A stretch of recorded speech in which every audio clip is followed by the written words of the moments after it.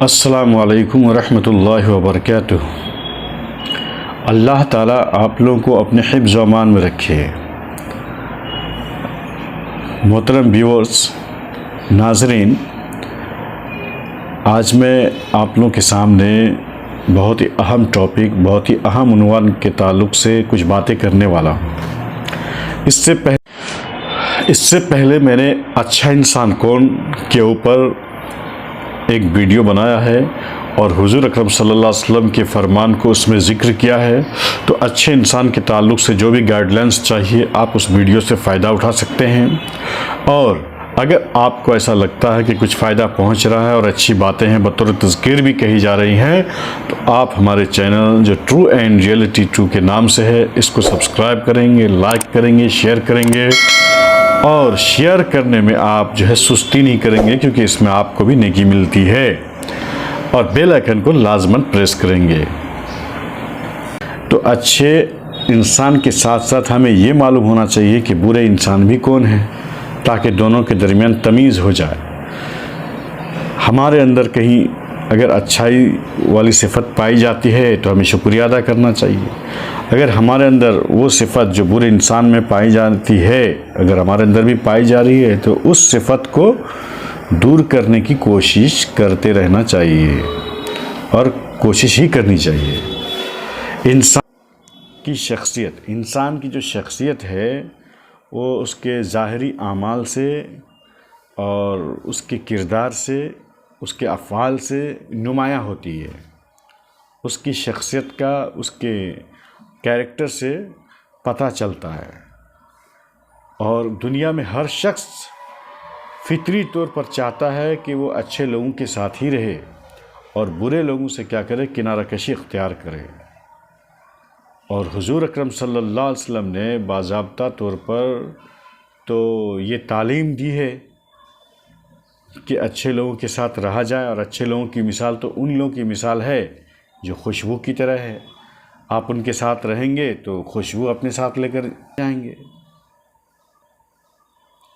اور برے لوگوں کی برائی کو واضح کرنا تب ضروری ہوتا ہے جب ان کی برائی حد پار کر چکی ہو اور کسی کے لیے وہ نقصان دہ ہو، سماج کے لیے نقصان دہ ہو، کیونکہ برائی کی شناخت کرنا بہت ضروری ہوتا ہے۔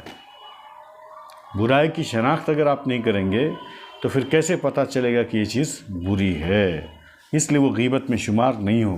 لیکن مقصد برائی کرنا نہ ہو، بلکہ لوگوں کو برائی سے بچانا مقصد ہو، نقصان سے بچانا مقصد ہو۔ اب قرآن کی ایک آیت ہے، اعوذ باللہ من الشیطان الرجیم، بسم اللہ الرحمن الرحیم، ان الذین کفروا من اہل الکتاب والمشرکین فی نار جہنم خالدین فیہا اولئک ہم شر البریہ۔ بے شک اہل کتاب میں سے جو کافر ہیں اور جو مشرکین ہیں وہ سب کے سب ہمیشہ جہنم میں رہیں گے، جہنم کی آگ میں جلیں گے، رہیں گے، اور یہ دنیا کی بدترین مخلوق ہیں، یعنی برے مخلوق ہیں یہ۔ اس کا مطلب ہے کہ شرک چاہے جو بھی کرے، چاہے اہل کتاب میں سے کرے، چاہے کافر کرے، چاہے وہ مسلمان ہی آج کل کیوں نہ کرے، تو شرک اللہ تعالیٰ کو سب سے زیادہ ناپسند ہے، اور شرک کو سب سے بڑا ظلم کہا گیا ہے۔ اس لیے شرک کرنے والے ہی اللہ کے نزدیک سب سے زیادہ کیا ہے، برے ہیں۔ تو ہم کو اس بری عادت سے پرہیز کرنا ہے، کہیں ہم کسی نہ کسی پہلو سے شرک تو نہیں کر رہے ہیں۔ تو شرک سے بچنا تمام انسان کا اور خاص طور سے مسلمان کا بہت ہی زیادہ ضروری ہے۔ حضور اکرم صلی اللہ علیہ وسلم نے فرمایا سب سے بدترین انسان وہ ہے جس کی بد زبانی کی وجہ سے لوگ اسے چھوڑ دیں، اس سے دور رہیں۔ کیوں؟ تاکہ لوگ ان کی برائیوں سے بچیں، تاکہ لوگ ان کی عادت اور ان کی صحبت کو اختیار کر کے خود برے نہ بن جائیں، اور یا اس کی برائی کی وجہ سے لوگوں کو تکلیف نہ پہنچے۔ اور ایک حدیث میں اور بھی ہے کہ بدترین انسان وہ ہے کہ جس کے شر سے محفوظ رہنے کے لیے یا جس کے شر سے بچنے کے لیے لوگ کیا ہے کسی کی عزت کرتے ہیں، آج سماج میں، سوسائٹی میں بہت سارے ایسے لوگ موجود ہیں جو ظلم کرتے ہیں غریبوں پر، ظلم کرتے ہیں مظلوموں پر، ظلم کرتے ہیں اپنے سے کمزور طبقہ کے والوں پر، اور ظلم کرتے ہیں پتہ نہیں کس پر. لیکن چونکہ وہ طاقتور ہوتے ہیں، ان کے طاقت کی وجہ سے، اس غلبہ کی وجہ سے لوگ ان کی عزت کرتے ہیں. اگر اس کے شر کی وجہ سے لوگ ان کی عزت کرتے ہیں تو وہ بھی اللہ اور اس کے رسول کے نزدیک کیا ہیں؟ برے ہیں. سماج میں یہ بھی دیکھا گیا ہے، طاقتور ہے تو لوگوں کو کیس مقدمہ وغیرہ میں جو ہے الزام ڈال کر کے ان کو الزام تراشی کے ساتھ ان کو پریشان کرتے رہتے ہیں اور ان کو جیل کی کوٹری میں دھکیل دیتے ہیں، بغیر کسی ثبوت کے، بغیر کسی جرم کے ثبوت پیدا کر لیتے ہیں. تو ایسے لوگوں کی شر سے بچنے کے لیے لوگ اگر ان کی عزت کرتے ہیں تو وہ شخص برا ہے. ایسے لوگ برے ہیں. کہنے کا مطلب یہ ہے ایسے لوگ برے مانے جائیں گے جن کی برائی اور جن کے روب دبدبا کی وجہ سے لوگ ان کی صرف عزت کرتے ہیں. رسول صلی اللہ علیہ وسلم نے فرمایا وہ شخص بھی جو ہے بدترین میں سے شمار ہوگا، اس کی بھی گنتی بدترین میں سے ہوگی کہ جو دو منہ رکھتا ہے. کسی کے پاس جاتا ہے، کچھ لوگوں کے پاس جاتا ہے تو ایک منہ لے کر جاتا ہے، اور کسی دوسرے کے پاس جاتا ہے تو وہ دوسرا منہ لے کر جاتا ہے. یعنی آپ کے پاس آتا ہے تو دوسروں کی برائی جم کر کے کیا کرتا ہے، اور جب دوسروں کے پاس جاتا ہے تو وہ آپ کی برائی جم کر کیا کرتا ہے. یا نہیں تو جب شیطان لوگوں کے ساتھ ہوتا ہے تو کہتا ہے ہم تمہیں لوگوں میں سے ہے، اور جب مسلمانوں کے ساتھ رہتا ہے تو کیا کہتا ہے ہم آپ ہی لوگوں میں سے ہیں. خاص طور سے پالیٹکس میں، سیاست میں گندی چیز جو ہے نیتا گیری میں یہ سب ہوتا رہتا ہے. الیکشن کے ٹائم میں چاہے چھوٹے موٹے الیکشن ہوں، چاہے بڑے الیکشن کیوں نہ ہو، لوگ چند روپیے کے خاطر، چند فائدے کے خاطر یہ روش بہت اپناتے ہیں. کیا روش اپناتے ہیں؟ اگر جتنے بھی کینڈیڈیٹ ہیں سارے کینڈیڈیٹ کو ہاں اور پازیٹیو میں ان سے بات کر لیتے ہیں، ان سے پیسہ لیتے ہیں. تو بہرحال ایک تو معمولی چیز ہے کہ آپ چند روپے لیتے ہیں، لیکن اس معمولی چیز کی وجہ سے آپ کتنا بڑا گناہ کر بیٹھتے ہیں کہ آپ بدترین میں گنتی کر دیے جاتے ہیں. کس کے نزدیک؟ حضور صلی اللہ علیہ وسلم کے نزدیک کہ آپ کیا ہیں؟ کسی کے پاس کچھ منہ لے کر جاتے ہیں، کسی کے پاس کچھ منہ لے کر.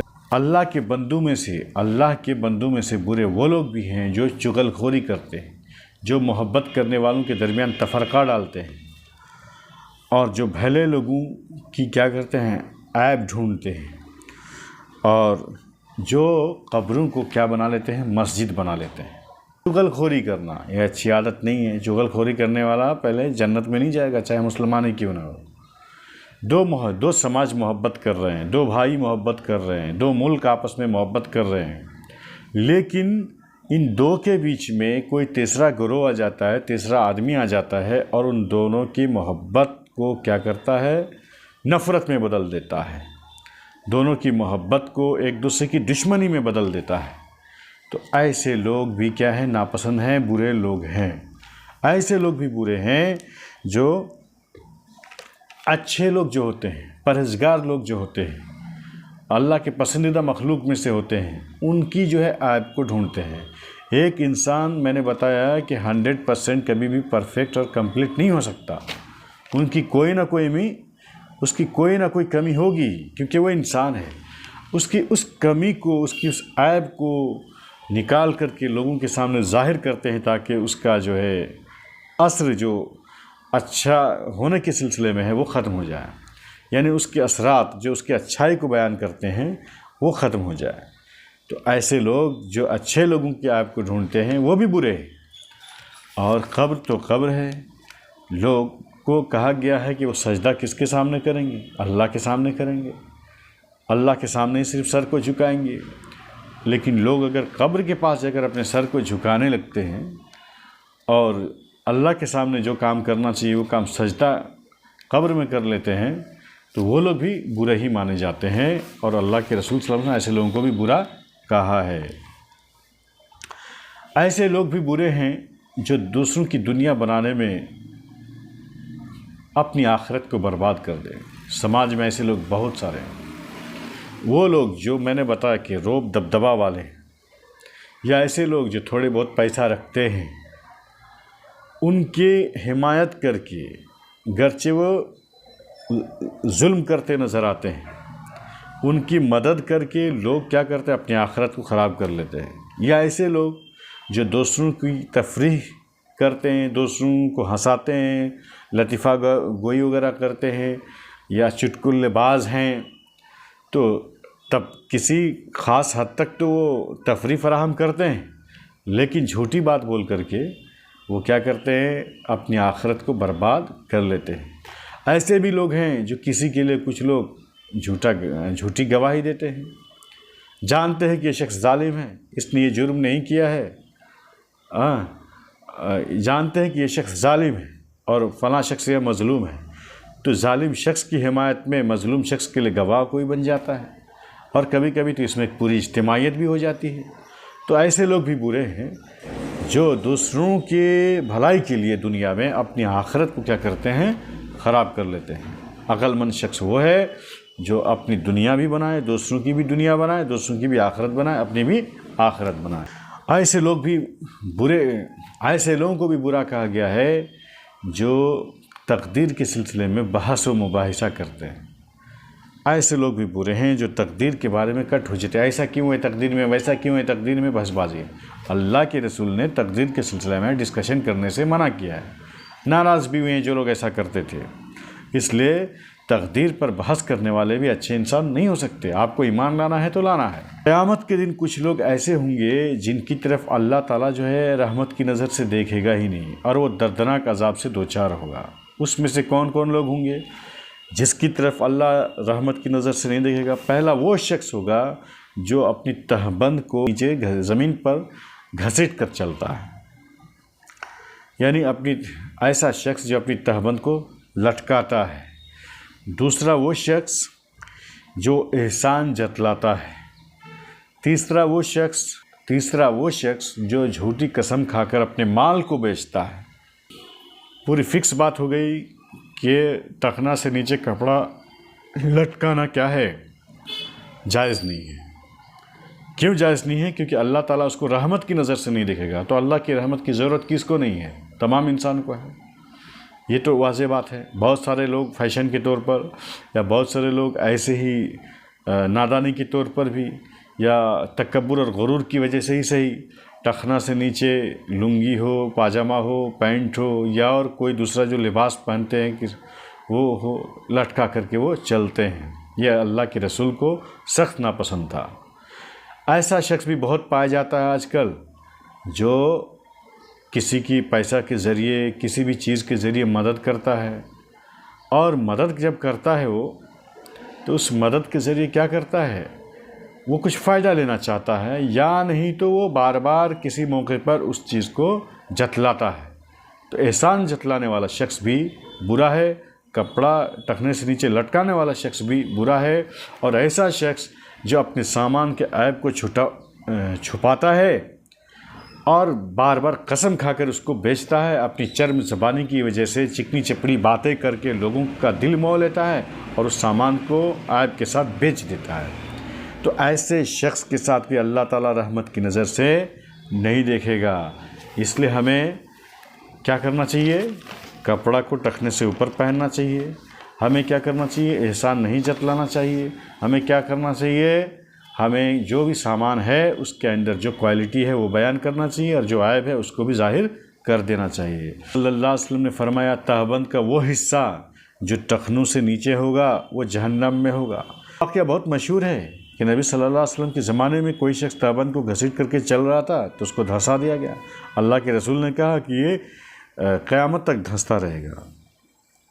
سمجھ رہے ہیں کتنا برا عذاب ہے، کتنا دردناک عذاب ہے، کس چیز کے لیے؟ جو کپڑا ٹخنے سے نیچے ہو۔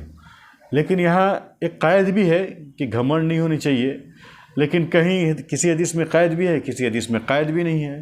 تو بہتر یہی ہے کہ جس کے اندر گھمنڈ بھی نہ ہو تو لیکن وہ ٹخنا سے اوپر کپڑا پہننے کی کوشش کرے، اور کوشش ہی نہیں کرے بلکہ اس کو بہت تاکید کے ساتھ اس کو فالو کرے، اور حضور صلی اللہ علیہ وسلم کا پیروکار صحیح سے بن جائے۔ اور کیا کہتے ہیں، عمومی طور پر آپ جانتے ہیں کہ نماز چھوڑنے والے بھی برے ہیں، اس کو اچھا انسان نہیں کہا جا سکتا۔ سود لینے والے، دینے والے، گواہ بننے والے سب برے ہوں گے، اس کو اچھا انسان نہیں کہا جا سکتا۔ رشوت کے لین دین کرنے والے بھی اچھے انسان نہیں کہے جا سکتے، زنا کرنے والے بھی اچھے انسان نہیں کہے جا سکتے، اور جھوٹ بولنے والے اچھے انسان نہیں کہے جا سکتے، غیبت بیان کرنے والے، چغلی کرنے والے اچھے انسان نہیں کہے جا سکتے، اور حلال حرام کی تمیز نہ کرنے والے بھی اچھے انسان نہیں کہے جا سکتے، ولگر گانے، فحش گانے اور فلموں میں ایکٹنگ کرنے والے انسان بھی اچھے نہیں کہے جا سکتے۔ اس طریقے سے جو بھی اللہ تعالیٰ نے اجازت نہیں دیا ہے، منع کیا جن چیزوں سے، ان چیزوں کے کرنے والوں کو اچھا انسان نہیں کہا جا سکتا۔ جن چیزوں کے لیے حکم دیا ہے اور کرنے کی اجازت دی ہے، اس کے کرنے والے کو ہی اچھا انسان کہا جا سکتا ہے۔ تو برے انسان کی جو عادت و اخلاق ہیں وہ برے کام کو ہی انجام دیتے ہیں، اور والدین کی کچھ لوگ نافرمانی کر کے برے ہو جاتے ہیں، اور وہ عورت جو مردوں کی مشابہت اختیار کرتے ہیں وہ بھی برے ہو جاتے ہیں، برے ہیں، اور وہ لوگ جو شراب نوشی کرتے ہیں اور اس پر ہمیشگی اور دوامیت برقرار رکھتے ہیں، اور یعنی شراب نوشی کرنے والے، نشہ کرنے والے، اور ہمیشہ نشہ کرتے ہیں، اور اس پر کوئی نہ کوئی جو ہے حلال کا جواز ڈھونڈنے کے لیے علماء سے فتویٰ پوچھتے ہیں۔ تو جان لیجیے نشاور چیزوں کو استعمال کرنے کے لیے، یعنی خاص طور سے یہاں شراب کے بارے میں کہا گیا ہے کہ شراب کو استعمال کرے اور اس میں ہمیشگی برقرار رکھے، تو ایسا شخص بھی برا ہے۔ تو اللہ تعالی ہمیں تمام برائیوں سے بچنے کی توفیق دے، ہمیں اچھے جو چیزیں ہیں اس کو اپنانے کی توفیق دے، اور جو بری عادتیں ہیں، بری خصلتیں ہیں، ان سے دور رہنے کی توفیق دے، تاکہ ہم اللہ تعالیٰ کے نزدیک کیا بن سکیں، محبوب بن سکیں۔ اللہ تعالیٰ ہماری طرف کیا کرے، رحمت کی نظر کرے، اور اللہ تعالیٰ ہمیں رحمت کی نظروں سے دیکھے۔ اللہ تعالیٰ ہمیں